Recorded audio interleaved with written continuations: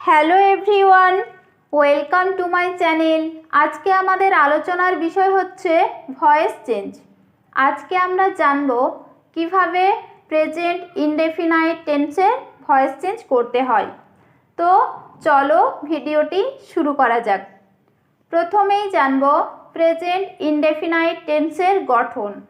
এক্ষেত্রে আমরা প্রথমে সাবজেক্ট বসাই, তারপর base form of main verb বা V1 বসাই, তারপর অবজেক্ট বসাই। এক্ষেত্রে একটা কথা মনে রাখবে, সাবজেক্ট যদি থার্ড পারসন সিঙ্গুলার নাম্বার হয় তাহলে আমরা ভার্বের শেষে এস বা ইএস যোগ করি। এটা হচ্ছে প্রেজেন্ট ইনডেফিনাইট টেন্সের গঠন। এবার এটাকে যদি আমরা অ্যাক্টিভ থেকে প্যাসিভ করি তখন আমাদের কি করতে হবে না, প্রথমে অবজেক্টটিকে সাবজেক্ট হিসাবে লিখতে হবে, তারপর হেল্পিং ভার্ব হিসাবে এম ইচ আর এর যে কোনো একটি বসাতে হবে। এই যে এম ইচ আর, এটা কিন্তু এখানে যে অবজেক্টটাকে সাবজেক্ট করে আনলাম এই অনুযায়ী আমাদের হেল্পিং ভার্বটা বসাতে হবে। তারপর ভার্বের থার্ড ফর্ম বসাতে হবে, তারপর বাই লিখতে হবে, তারপর সাবজেক্ট যেটা রয়েছে সেটাকে অবজেক্ট হিসাবে লিখতে হবে। এটা হচ্ছে প্যাসিভের গঠন। তো চলো কয়েকটি এক্সাম্পল দেখে নেওয়া যাক।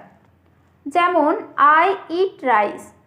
ভয়েস চেঞ্জ করতে গেলে আমাদের প্রথমে সাবজেক্ট, ভার্ব এবং অবজেক্ট খুঁজতে হবে। এখানে আই হচ্ছে সাবজেক্ট, ইট হচ্ছে ভার্ব এবং রাইস হচ্ছে অবজেক্ট। এবার এটাকে যদি আমরা প্যাসিভ করি তখন আমাদের কি করতে হবে না, প্রথমে অবজেক্টটিকে সাবজেক্ট হিসাবে লিখতে হবে। অবজেক্টটিকে সাবজেক্ট হিসাবে লিখলে কি হবে না, রাইস। তারপর হেল্পিং ভার্ব হিসাবে এম ইচ আর এর যে কোনো একটি বসাতে হবে। তোমরা জানো আয়ের পর আমরা এম ব্যবহার করি।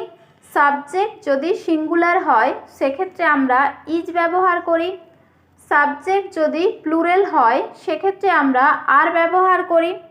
এখানে রাইস যেহেতু সিঙ্গুলার তাই আমি এরপর ইজ বসালাম। তারপর ভার্বের থার্ড ফর্ম বসাতে হবে। ইটের থার্ড ফর্ম যেহেতু ইটেন তাই ইটেন লিখলাম। তারপর বাই লিখতে হবে তাই বাই লিখলাম। তারপর সাবজেক্ট যেটা রয়েছে সেটাকে অবজেক্ট হিসাবে লিখতে হবে। সাবজেক্টটিকে অবজেক্ট হিসাবে লিখলে কি হবে না, আইটা মি হয়ে যাবে। তাহলে কি হলো না, rice is eaten by me. আবার দেখো সি টিচেস আস ইংলিশ। এখানে সি হচ্ছে সাবজেক্ট, টিচেস হচ্ছে ভার্ব। কি শেখায় না, ইংলিশ। কাকে শেখায় না, আমাদের। তোমরা জানো যে ভার্বকে যদি কি এবং কাহাকে দ্বারা প্রশ্ন করা হয় তাহলে যে উত্তর পাওয়া যায় তা হলো অবজেক্ট। তাহলে এই বাক্যে দুটি অবজেক্ট রয়েছে। এরকম যে বাক্যে দুটি অবজেক্ট থাকবে সেক্ষেত্রে প্যাসিভ করার সময় আমাদের কি করতে হবে না, প্রথমে যে কোনো একটি অবজেক্টকে সাবজেক্ট হিসাবে লিখতে হবে। তারপর হেল্পিং ভার্ব হিসাবে এম ইচ আর এর যে কোনো একটি বসাতে হবে।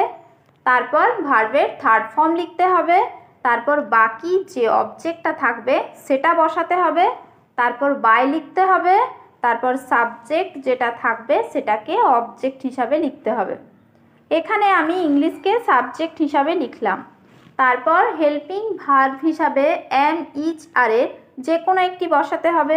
এখানে ইংলিশ যেহেতু সিঙ্গুলার তাই আমি এরপর ইজ বসালাম। তারপর ভার্বের থার্ড ফর্ম বসাতে হবে। টিচের থার্ড ফর্ম যেহেতু টট তাই টট লিখলাম। তারপর বাকি যে অবজেক্টটা রয়েছে সেটা বসাতে হবে তাই আস লিখলাম।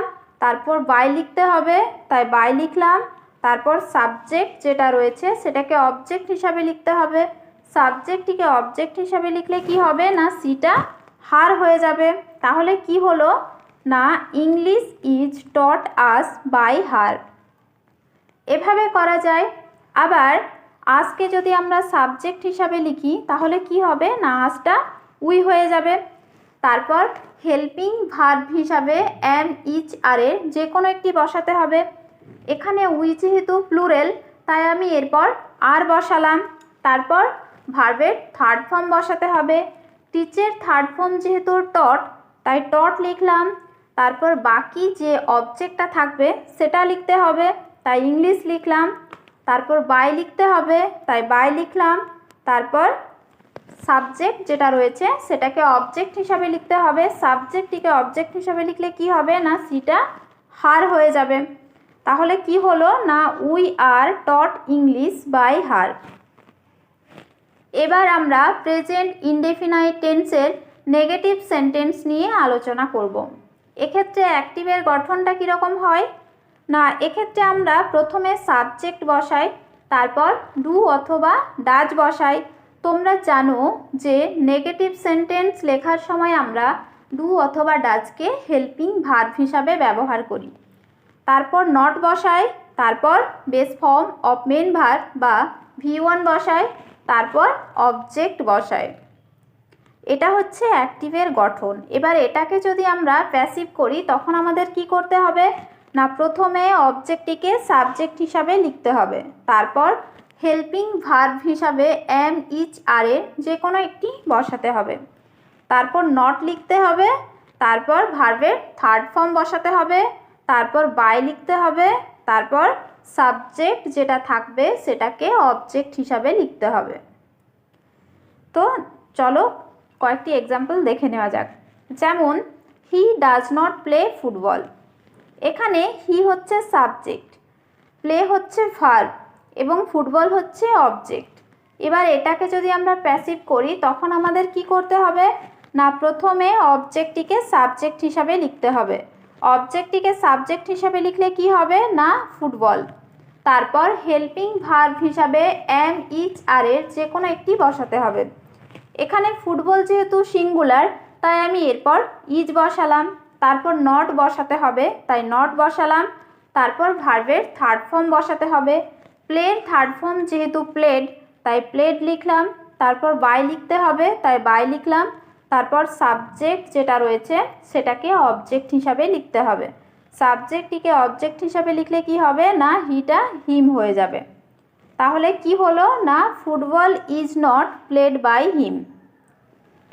এবার আমরা প্রেজেন্ট ইনডেফিনাইট টেন্সের ইন্টারোগেটিভ সেন্টেন্স নিয়ে আলোচনা করব। এক্ষেত্রে অ্যাক্টিভের গঠনটা কীরকম হয় না, এক্ষেত্রে আমরা প্রথমে ডু অথবা ডাজ বসাই। তোমরা জানো যে ইন্টারোগেটিভ সেন্টেন্স লেখার সময় আমরা ডু অথবা ডাজকে হেল্পিং ভার্ব হিসাবে ব্যবহার করি। তারপর সাবজেক্ট বসাই, তারপর base form of main verb বা V1 বসাই, তারপর অবজেক্ট বসাই এবং শেষে একটি জিজ্ঞাসা চিহ্ন দিতে হয়।